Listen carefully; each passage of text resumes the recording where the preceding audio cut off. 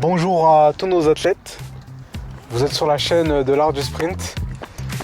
Juste ici, Il y a rigolo qui s'amuse. Je ne sais pas ce qu'il nous fait là aujourd'hui. Je sais pas. Mais il est en forme, il est en bonne santé. Et il a bien mangé, tout comme moi j'ai bien mangé. On est en forme, on est en bonne santé. On est ravis de vous accueillir sur la chaîne si vous êtes nouveau et que vous découvrez. Quelque chose à ajouter à Didi pour nos fans? Pour nos fans, bah, soyez encore plus fans de nous. C'est bien. Donc voilà, aujourd'hui, on va aborder un point qui est très important. Les erreurs à ne pas faire quand vous prenez un départ. Que ce soit debout, que ce soit en 3 points, que ce soit dans le starting block, on va voir tout ça. Et derrière tout ça, en fait, ça va vous permettre en fait d'améliorer et d'éviter en fait les gestes parasites, d'essayer d'être le plus efficace possible et d'éviter en fait de faire constamment ces erreurs, parce qu'en fait le problème c'est que quand vous faites des erreurs, même dans la vie, ça peut devenir des habitudes. Voilà. C'est vrai. C'est des mauvaises habitudes. Donc voilà, bon, on va attaquer sur ce point-là et on se retrouve tout de suite. À tout de suite. À tout de suite.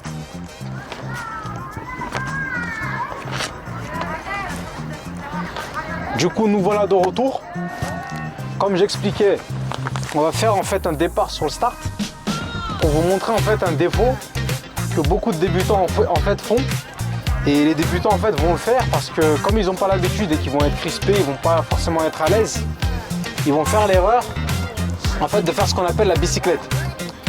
Vous verrez, j'ai mis une petite haie, enfin petite, elle est quand même assez grande, une mini haie jaune. Et en fait la haie jaune, elle va vous aider justement à comprendre en fait le phénomène dont je parle. T'es daltonien, non? Non, je suis pas daltonien. Parce que c'est orange. Pas grave, on va la laisser. J'ai dit haie jaune, mais en fait elle est orange. Autant pour moi. Pour mes fans, excusez-moi, j'ai fait une erreur, elle est monumentale. Donc voilà, en fait, je vais me mettre en position, comme d'hab, hein, comme à nos habitudes au départ, comme dans les vidéos précédentes. Donc nous y voilà. Je suis dans le bloc. Deuxième jambe. Donc là, on est dedans. Et vous allez très vite comprendre.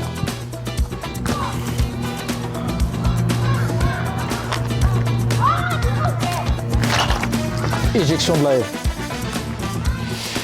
Donc là, vous avez vu ce qui s'est passé. Et le problème, en fait, c'est que quand on prend un départ, il faut s'assurer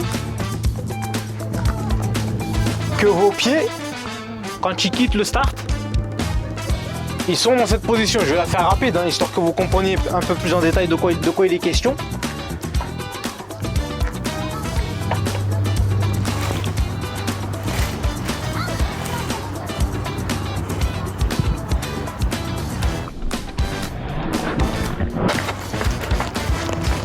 Vous voyez? Ce qui se passe en fait, c'est que sur la première démonstration, le danger, c'est que vous allez partir, mais comme votre pied en fait il est en train de faire ça, bah, vous perdez du temps en l'air.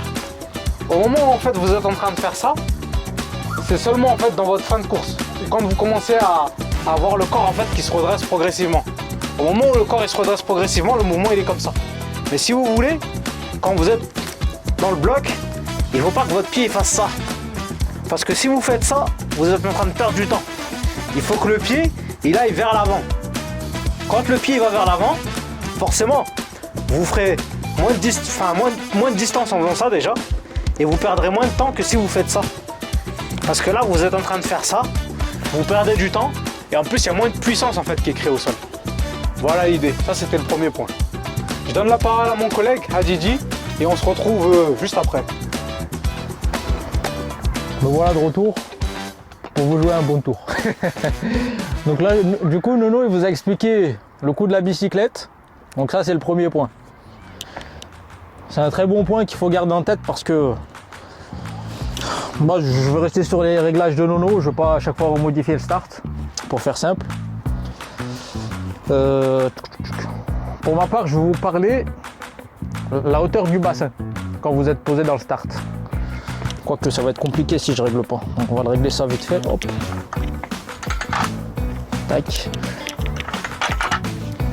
Et tac. Donc la hauteur du bassin, pour faire simple, il y a 3 cas possibles. Premier cas, vous êtes trop bas. Deuxième cas, qui est mauvais aussi, vous êtes trop haut. Et troisième cas, vous êtes dans la bonne posture. On va commencer par le cas où vous êtes trop bas.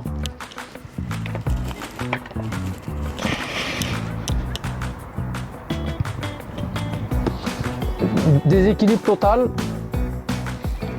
manque de stabilité au niveau des pieds et des bras, et vous avez qu'une envie, c'est de pousser, tomber, pas plus. Vous n'irez pas plus loin. On va faire un exemple.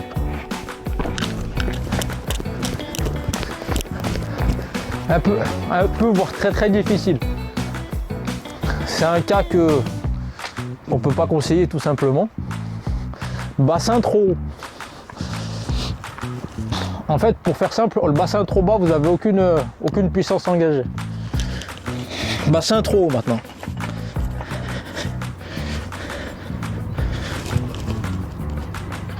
Bah là, j'ai l'impression que tout le poids il est sur mes bras. Donc quand je veux pousser, ça sera au niveau de la puissance dans mes jambes, ça sera vraiment pas maximal.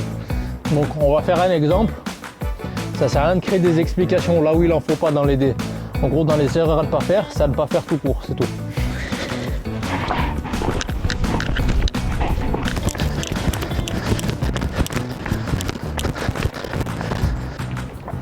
Ça, c'est la deuxième erreur. La troisième, c'est pas une erreur, c'est la bonne.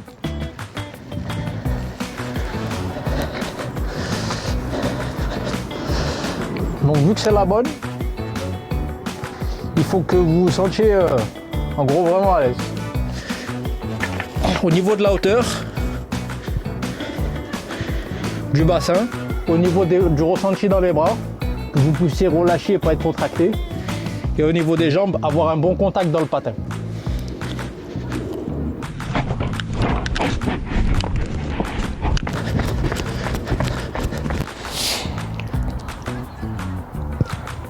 Donc là, on va aborder le troisième point.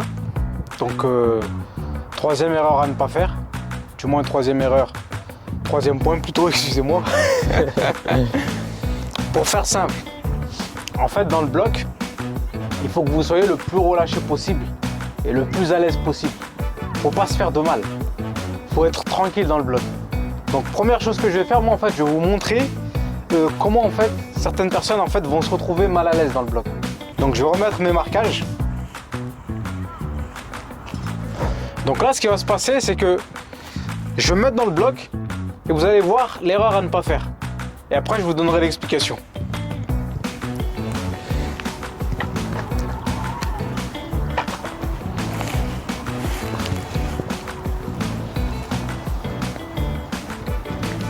Tortue ninja.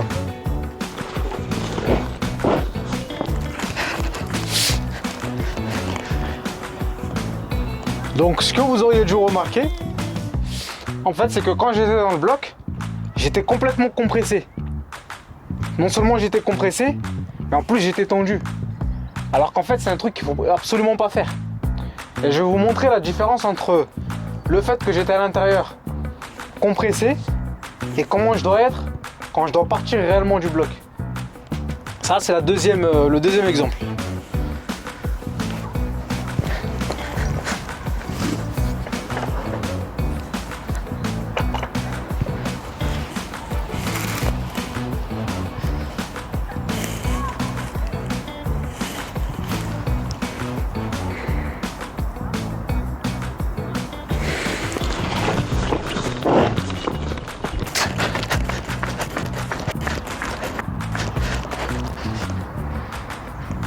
Sur le deuxième exemple, si vous avez constaté, il y avait ce qu'on appelle un relâchement.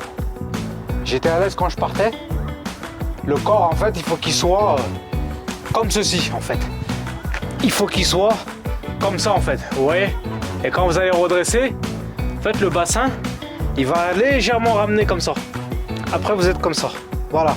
Mais si, en fait, sur la première vidéo, ce que je vous ai montré, c'est que si vous voulez, votre bloc, bon, vous l'avez positionné d'une manière, et en fait, il ne faut pas que vous soyez comme ça, le dos rond. Parce que si vous avez le dos rond, en fait, vous allez créer aucune force, aucune puissance.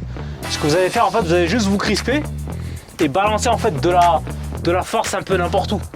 C'est pas l'objectif. L'objectif, c'est que vous soyez dans le bloc le plus à l'aise possible.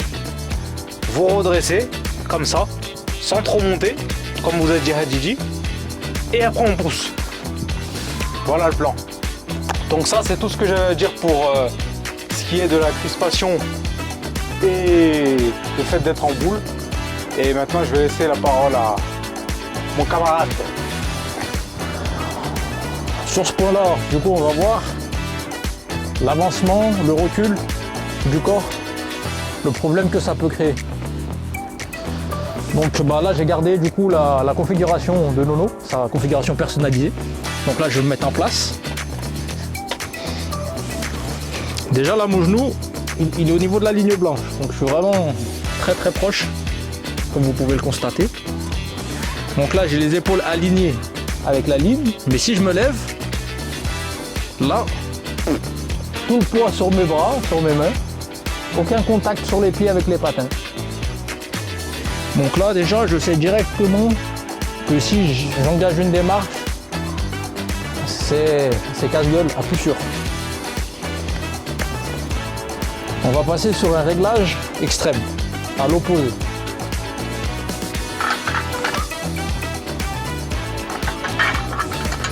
On va prendre au hasard, hein, à peu près. Parce que c'est vraiment des cas extrêmes qu'on présente.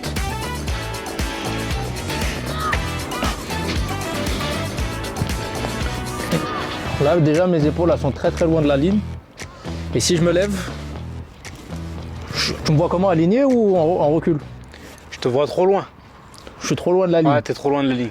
Donc trop loin de la ligne, ce qui veut dire aucun déséquilibre. Donc quand vous allez pousser, vous allez directement vous relever. Bon, on va faire un exemple.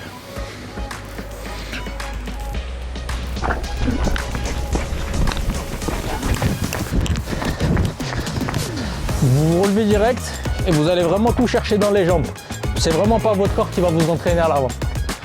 Dans le dernier point, la configuration idéale. Donc là, ça c'était 2 erreurs à ne pas faire. Donc on a vu les 2 erreurs à ne pas faire. Là, on va voir la bonne méthode.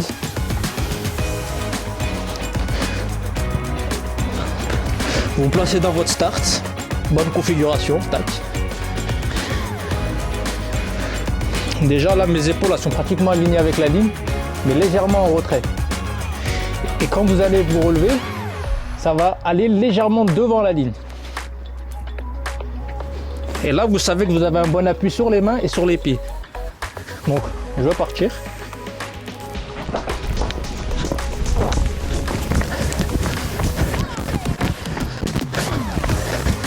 Donc du coup, là, on vient de voir les erreurs à ne pas faire de roll start. Donc on a abordé 4-5 points, très importants, pour que ça puisse vous guider, vous gagner du temps. Surtout si vous vous entraînez tout seul, ça va vachement vous aider. Et puis voilà, quoi, sur le sujet des départs, du coup ça c'est la 3e partie, donc ça aura fait le lot. Voilà. Et puis j'ai rien en tête. Et puis la prochaine fois, on vous apprend comment danser sur un départ. Attends. Aïe. J'ai comme un trou moi dans la tête. À chaque fois on change de décor. Et le décor ça aide à se dire que voilà, les endroits où on va c'est intéressant. Ouais. Et ça vous ouvre à vous dire ouais t'es sur quelle piste, tout ci, tout ça. Et c'est intéressant. C'est ça, ça va changer votre routine, votre façon de vous entraîner et vous adapter, peu importe la piste où vous êtes, même en compétition, le fait d'avoir testé plein de pistes, ça va pas tellement vous changer radicalement. Vous serez habitué à être sur plein de pistes, donc au final, vous n'allez pas tellement voir de changement. La seule pression que vous aurez, on va dire, c'est la foule, même pas le lieu, ça sera la foule autour de vous. C'est ça, c'est ça. Et c'est la pression la plus dure à gérer au départ. Ouais. Mais ça, de toute façon, c'est une pression qu'on ne supprime pas. En gros, on apprend à faire avec d'une certaine manière. Mais ça, c'est un sujet qu'on a déjà abordé dans une vidéo. La pleine conscience pour la performance. Donc, on vous invite à aller voir parce que derrière tout ça, il y a un livre qu'on vous invite aussi à lire qui est très, très, très intéressant. Et puis, ouais, je C'est pense ça, qu'on aura très fait le tour. intellectuel. On aura fait le tour. On aura fait le tour. Ouais. Voilà tout. Et puis, pour ceux qui ne nous connaissent pas, pensez à partager de manière à ce que ça puisse aider d'autres et de manière à ce que nous-mêmes, on ait envie de faire plus de contenu et qu'on puisse le partager avec plus de monde et que ça fasse avancer aussi le monde de l'athlétisme parce que Il est un peu en recul. c'est Enfin, en ça recul. exactement. Il est un peu, on va dire, fantôme. Voilà, c'est ça. C'est. Ouais, il faudrait plus que ce soit. En fait, il mérite d'être mis plus en avant comme d'autres grands sports. Parce que mine de rien, en gros, derrière l'athlétisme, c'est vraiment pas évident. Les entraînements, Il y a tout un monde. il y a tout un monde. Que les gens ils se doutent pas. Les gens ils voient C'est juste ça. une course de 10 secondes, 20 secondes, 46 secondes. Exactement. Mais rien de plus. Mais en vérité, c'est bien plus dur que ça. C'est bien plus dur que ça et bien plus complexe que ça. Ouais, c'est une méthodologie. Exactement. Mais ça, on pourra en parler plus tard dans des prochaines vidéos, Voilà, tout simplement. tout simplement. Ouais. Voilà tout. À Didi, À la prochaine. à la prochaine, on se tient au jus. Allez, vas-y, on fait comme ça. Passe une bonne soirée. Merci à vous d'avoir pris le temps Merci. de regarder la vidéo et on vous dit à plus tard. Nadine, Nina, Giflet, il vole tout ce que vous voulez. Don't cry